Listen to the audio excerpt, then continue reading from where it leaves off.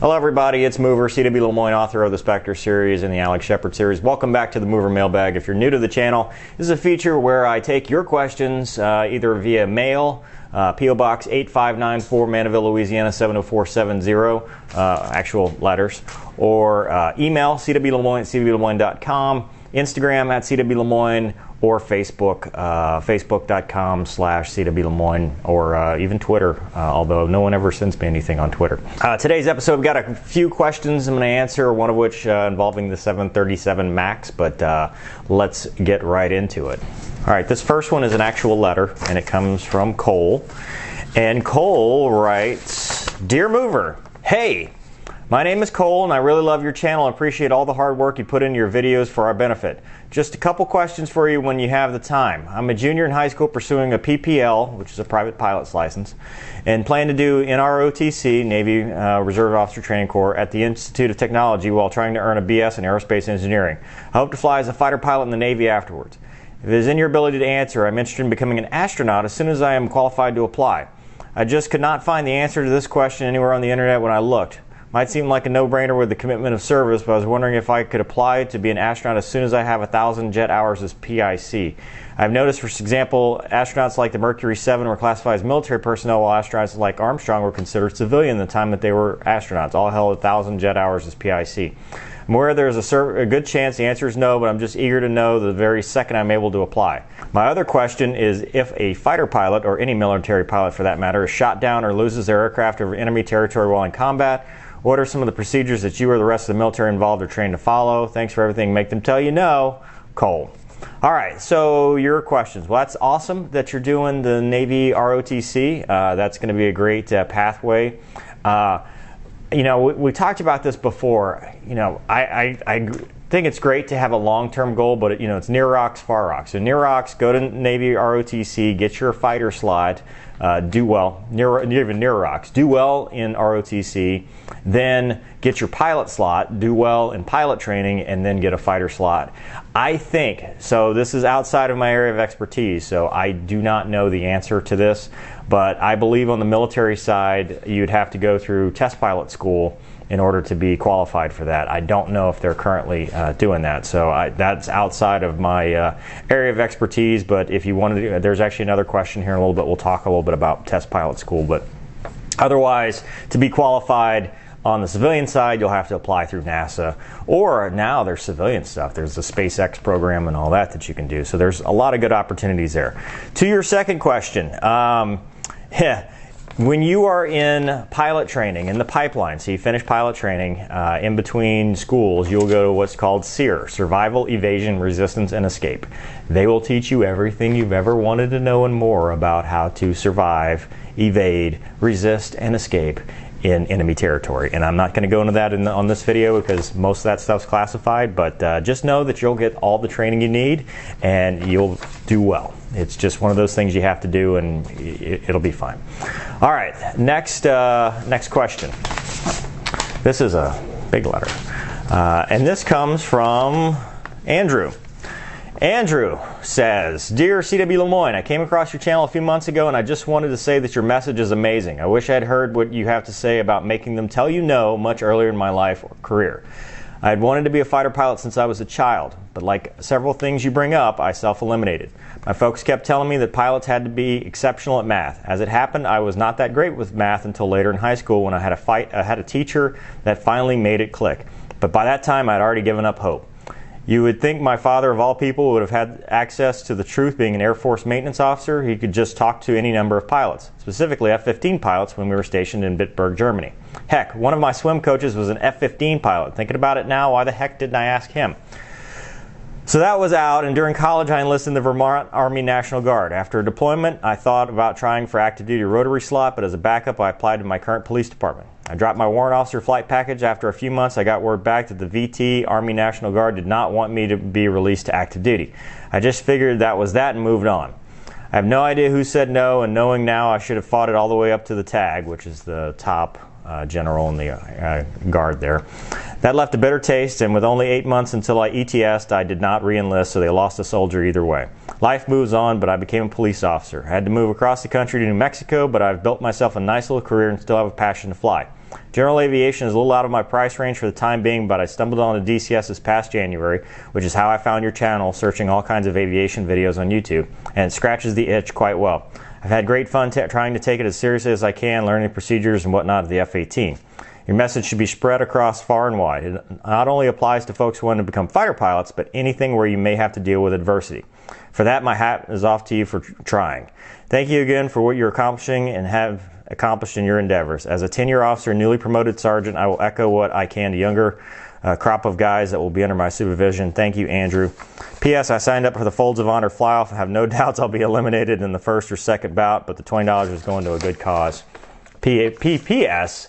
I'm including a department patch and New Mexico drug recognition expert coin. I don't know if in your reserve capacity you've come to learn what DREs are, but it is far the best. It is so far, besides getting promoted, been the crowning achievement of my career, as well as becoming a DRE instructor. Yes, those drug recognition experts. I'm not one, but I do know what that is, and I think that's awesome. And he sent a patch, which is awesome, and the DRE, we call them RMOs, round metal objects. So thank you for sending that, and I want to echo everything he said. Before I do that, though, thanks for what you're doing.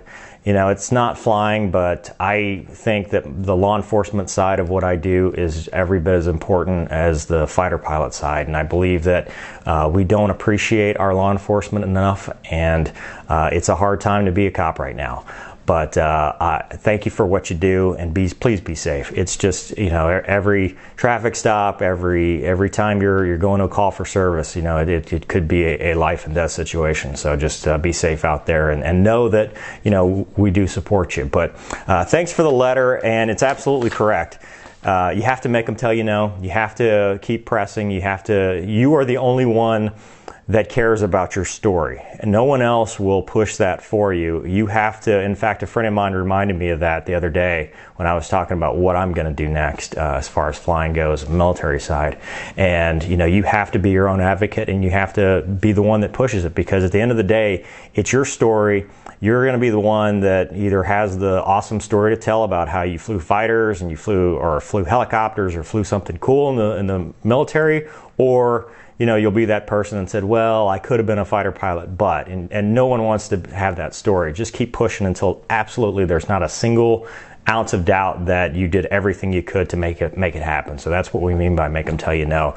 Don't let someone who's not even in a position of authority, i.e. yourself or someone low level, tell you no. Make the person that can actually make the decision tell you no, and you'll be more likely to have success in your career.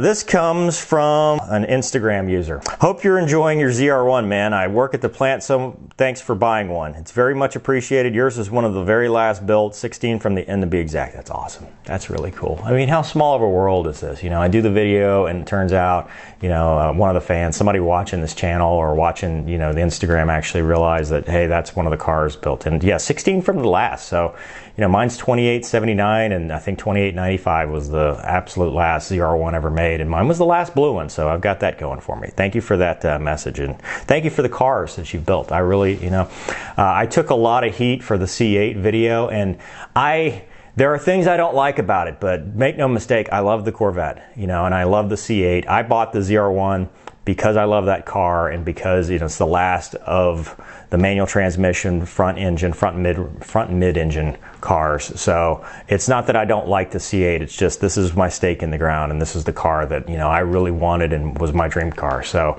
but I very much support what Corvette's doing and the next generation Corvette, and I may even own one, you know, next to the C7 ZR1 eventually. All right, next question. This comes from Jay. Hey Mover, first I'd like to say I'm a huge fan, and finding your channel has been a huge part in me deciding to try to be an Air Force pilot and Top Gun officer. I'm a junior in high school, and I'm just curious as to what my chances of getting a fighter slot. Also, would getting my civilian pilot's license have any effect on my chances of getting in? On this note, a lot of very common questions. I encourage you to do your own homework and do the research yourself. If you have questions or if you need help, stuff like this, I have started a Facebook group called Make Them Tell You No. Facebook.com/groups/Make Them Tell You No. I've asked some of my fighter pilot buddies in both the Air Force and Navy to help out. They're there as moderators, so you know who's who. And they've been helping a lot of people with a lot of experience. Even people in the pipeline are part of this group. They can answer questions like that. So instead of answering the same questions over and over and over, that's my pitch. If you've got Facebook, join that group. If you're too shy, you don't want any personal identifiable information there, you can send me the question and I will post it anonymously for the group and you can get your answers that way. So, but at the end of the day, you have to do your own research and you can't just ask and expect it to be handed to you. This question comes from James. James says, "Hi Mover, hope you're well. I'm looking to join the Air Force in the next few years and was wondering how much freedom do fighter pilots have when flying? Can you do a quick aileron roll on the way back to base, go inverted, or do different maneuvers? I guess in certain situations you would just have a straight ride home with your wingman, but maybe there are some situations where you can do that kind of stuff." Yeah, sure. The other day I was flying with Gonky. We had backseat riders who were going out to the airspace. We were doing aileron rolls for them. You know, you have to be high enough, you know, legally speaking, to do it. You can't just go, you know, you can't be in the pattern doing aileron rolls, especially not after takeoff like Top Gun. But yeah, I'll go into the airspace. Now you can't go divert off and go cloud surf. There are times when you're by yourself, like for your, you know, you're just going out and getting some air time doing advanced handling characteristics or doing 1v0 as they call it in the Navy. And yeah, you can do some cloud surfing and stuff like that. So yeah, you do have a little bit of freedom, but you know, if you're out on a combat mission or you're actually going part of an exercise, no. But yeah, I would say sometimes you do have a little bit of freedom. And this question's one that I've gotten quite a bit, and this comes from Randy, and it says, Boeing 737 MAX. One of my questions that I have is your opinion of the Boeing 737 MAX debacle. You said you fly 737, so I wondered if you fly the MAX airplane as well, and if you do, what are your thoughts on the across-the-board grounding of them? I believe that there may have been a flaw, but these airplanes were flying thousands of hours a day domestically without hearing about any incidents. Just wondering what your thoughts are. I'm sure you'd also talk to pilots that flew them. Thanks. Okay. I will, because I know how this is going to go. There's a disclaimer. This discussion does not represent any airline, any pilot union, any government entity, anything official. This is just cwlemoine, Mover, me, my opinion on the matter. It has nothing to do with no airlines that I work for, no unions that I'm a part of, or anything like that. I'll get that out of the way now so there's no confusion. I feel bad for Boeing, and I don't feel bad for the corporate side. I feel bad for the workers and the people at the bottom and the engineers because, you know, in order to understand the MAX situation, yes, I have flown the 737 MAX. I've got 4 or 5 flights in it. When I was down in Miami, I flew it a bunch of times, and I'll talk about, you know, flying characteristics in a little bit, but I have flown it. I have, you know, been flying the 737 NG, the next generation type rating, and I feel bad for the people at the lowest level because Boeing was traditionally an engineer's company. It was run by engineers, and you know, they made great improvements. They made great strides in aviation. They were making, you know, the 707, the 727, the 737 even was, you know, a wildly successful aircraft, and then the 747. And what happened with Boeing in the 90s, I read an article about this the other day. In the 90s, it was suggested to them by the Clinton administration due to defense contracts that they merge and consolidate some of the industry. And they ended up merging with McDonnell Douglas, which is not an engineer's airline. It is in fact the exact opposite. It's more of an not airline. It is not an engineer's manufacturer. It is more of an accountant's manufacturer, accountants and lawyers. And it ended up being like a hostile takeover from within because even though they merged with Boeing, which had more assets, the people of McDonnell Douglas ended up taking over. And I think that is what led us to where we are today. The 737 NG, so the 7, 8, 900 series and the MAX never should have existed, in my opinion. I've been flying the 737 for a while, and you can tell that it was it is an airplane that was designed past its really intended life cycle. They've stretched it. You know, the cockpit still looks like a 707. You know, it's very outdated. You've got glass screens, but you still are, you know, cycling bleeds and packs, turning packs on and off, and hydraulic pumps, and you've got this gigantic overhead panel, and it's very cramped, and it's very noisy, and you've got circuit breaker panels right behind you, and the seat can either go all the way back or it can recline, but it can't do both, and you got this big honking yoke in your way.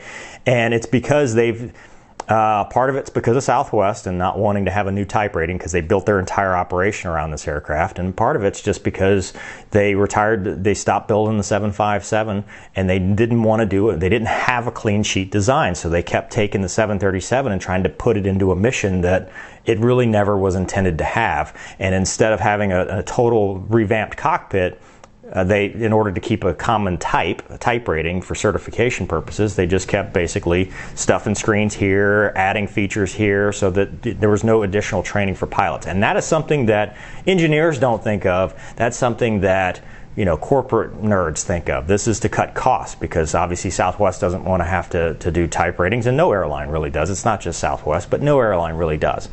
And then you have a situation where the Airbus 321 and the long-range Airbus, those come out, and Boeing had nothing they had no clean sheet design. They had nothing to compete with, so they come up with this MAX.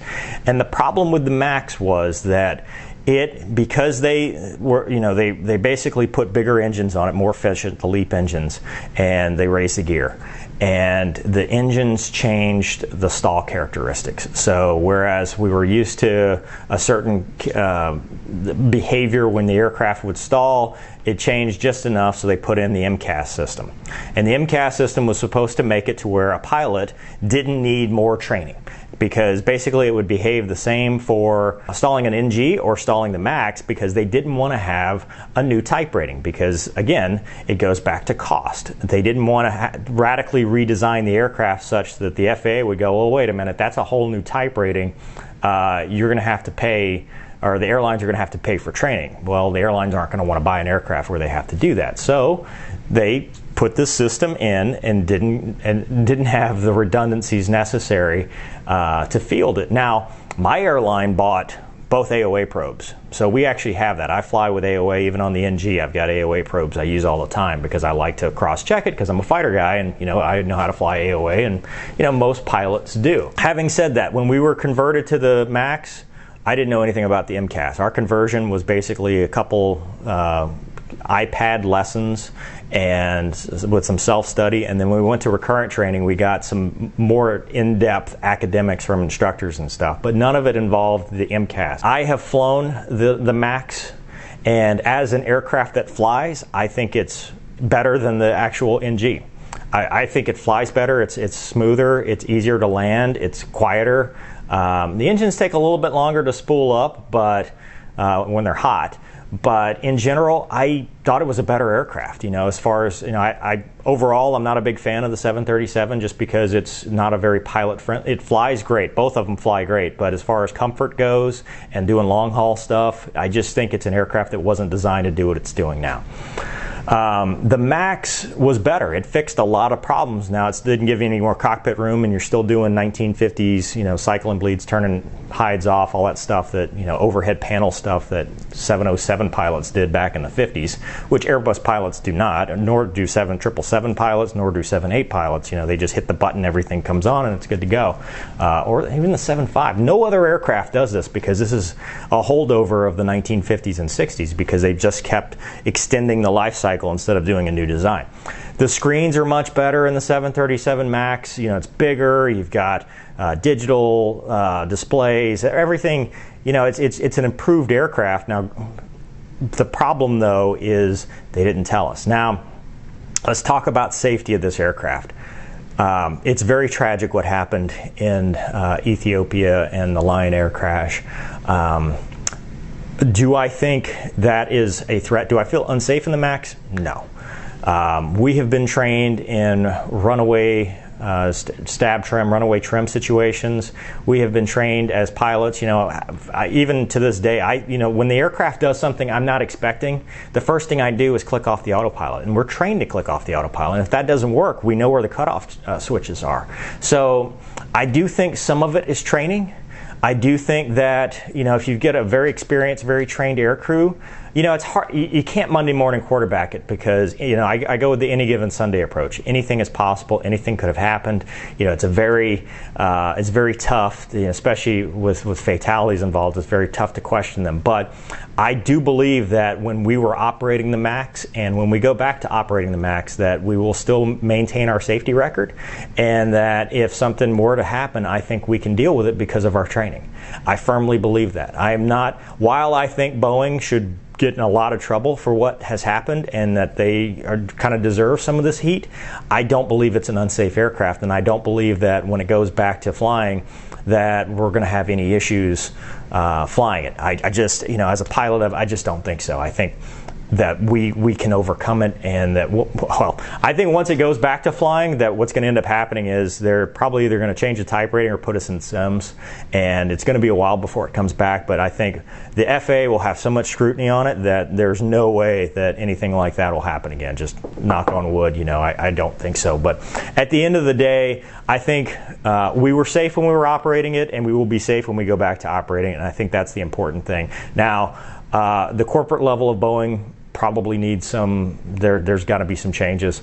At the engineering level, I feel for them. I really do. I feel for the employees of Boeing because they don't deserve this. I'm sure there were engineers that were going, this is wrong, and that we're trying to do the right thing, but I think that it's just one of those things where the corporate level overtook it, and it becomes the bottom line. It becomes a spreadsheet, and anytime a spreadsheet overcomes safety, you get stuff like this. So that's my opinion. Doesn't reflect anything, any airline, any union, any official position.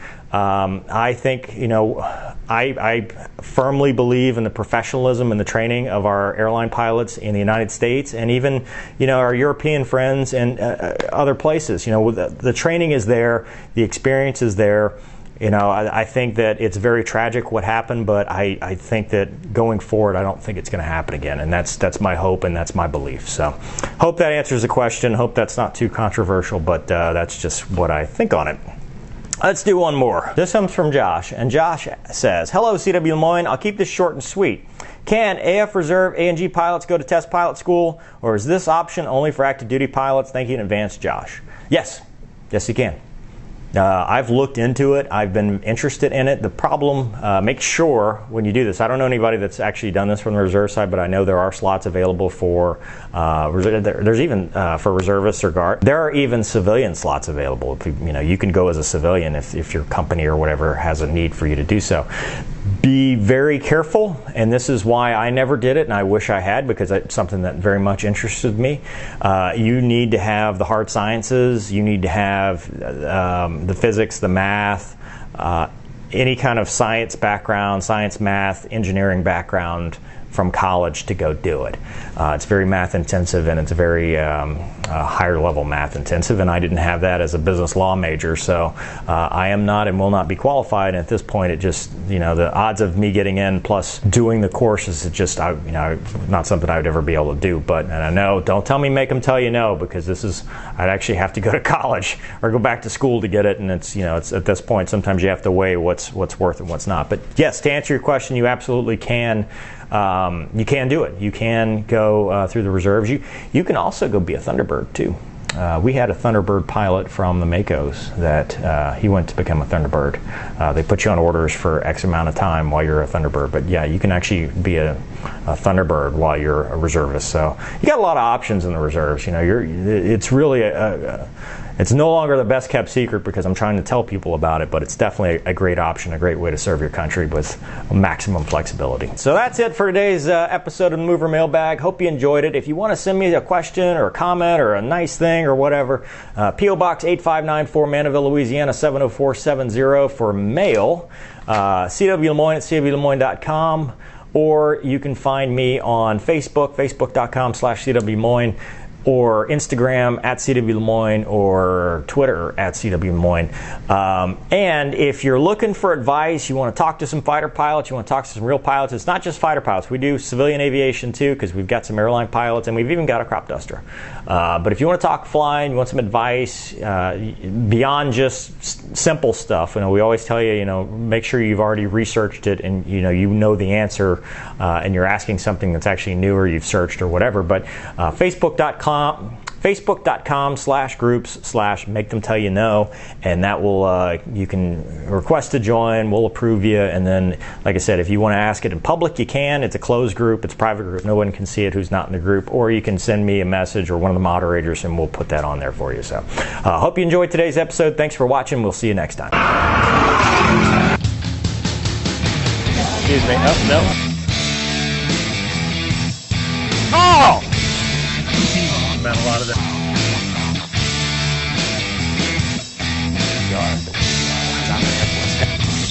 Usually fly with the doors off. All hot speed.